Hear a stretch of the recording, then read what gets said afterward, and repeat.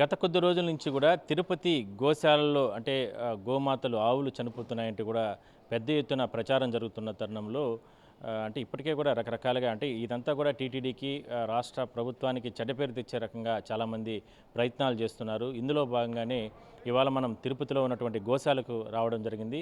ఇక్కడ వాస్తవ పరిస్థితి ఏంటి, అసలుకి ఇక్కడ అంటే గోవులకు సంబంధించి అంటే ఎంతోమంది దాతలు గోవులకు సంబంధించి అంటే ఇక్కడ డొనేట్ చేస్తూ ఉంటారు. మరి లోపల మనం ప్రస్తుతానికి తిరుపతి వివాదాలకి వివాదాలకు నిలయంగా ఉన్నటువంటి తిరుపతి గోశాలలో మనం ప్రస్తుతానికి ఉన్నాం.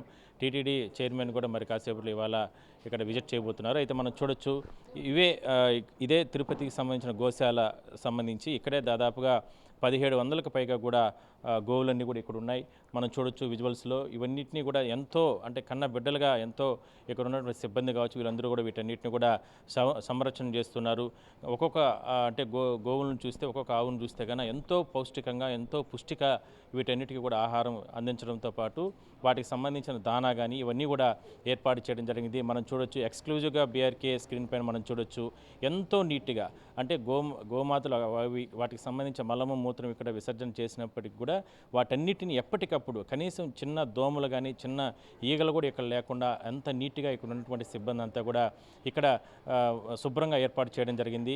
నిజంగా అంటే ఎంతోమంది అంటే ఇతర ప్రాంతాల్లో కూడా రైతులు కావచ్చు, వీళ్ళందరూ కూడా ఎంతోమంది గోమాతలను పెంచుకుంటూ ఉంటారు. వాటికి అంటే జీవనోపాధిగా కూడా కొనసాగించుకుంటూ ఉంటారు. అలాంటి సందర్భంలో వాళ్ళు ఎవరూ చేయలేనటువంటి సాహసాన్ని టీటీడీ ఇక్కడ ఉన్నటువంటి సిబ్బంది ఎంతో నీట్గా కూడా వీటన్నిటి కూడా సంరక్షణ చేస్తుంది. అయితే వయసు భారం లేదంటే ఇతర ప్రాంతాల నుంచి కూడా వచ్చేటట్టు అంటే కొంతమంది దాతలు ఇక్కడ డొనేట్ చేస్తూ ఉంటారు. కాబట్టి కొన్ని కారణాలతో 1-2 అంటే గోవులు చనిపోవచ్చు. ఎందుకంటే వయసులైతే ఎందుకంటే ప్రతి గోవు కూడా 100 సంవత్సరాలు ఏం బతకదు. అలాంటి పరిస్థితులు ఉంటుంది కాబట్టి ఏర్పాటు చేయొచ్చు. ఇక్కడ ఏ రకాల గోవులు ఉన్నాయన్నా?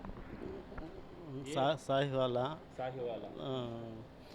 గిర్రు, కాంగ్రెస్, ఈ 3 రకాలు పాల హౌస్ సెడ్లో ఉంటాయి. పాలు మిల్క్ తీసి ఇంత నీట్గా పెట్టుకుంటున్నారే, ఎట్లా ఉంది, ఎట్లా చేస్తారు, ఏమి వీటి కార్యక్రమాలకు సంబంధించి?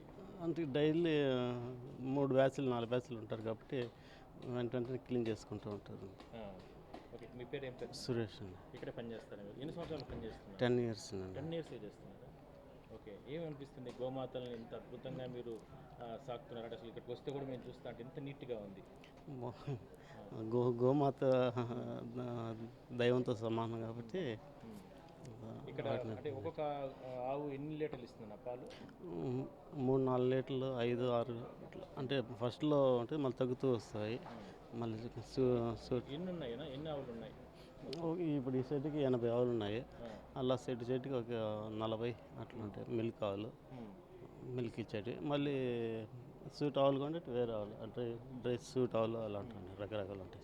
ఓకే, చూడొచ్చు ఇదంతా కూడా అంటే మొత్తం కూడా చాలా నీట్గా చాలా అంటే ఎంతో బాధ్యతగా ఎంతో సంరక్షణగా వాటన్నిటిని కూడా అంటే పెంచుతున్నారు. నిజంగా ఇది ఒక అద్భుతంగానే మనం చెప్పుకోవచ్చు.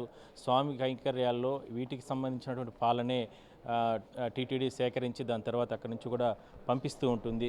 అయితే మొత్తం మీద అంటే టీటీడీ ఎన్నో రకాలుగా చర్యలు తీసుకుంటున్నప్పటికీ కూడా రకరకాల ఆరోపణలు వచ్చిన నేపథ్యంలో వాటన్నిటిని కూడా మనం అంటే అందరికీ చూపించే ప్రయత్నం చేయడం. అన్న ఒక నిమిషం, మీ పేరు ఏం పేరునా? నా పేరు అల్లాస్వామి.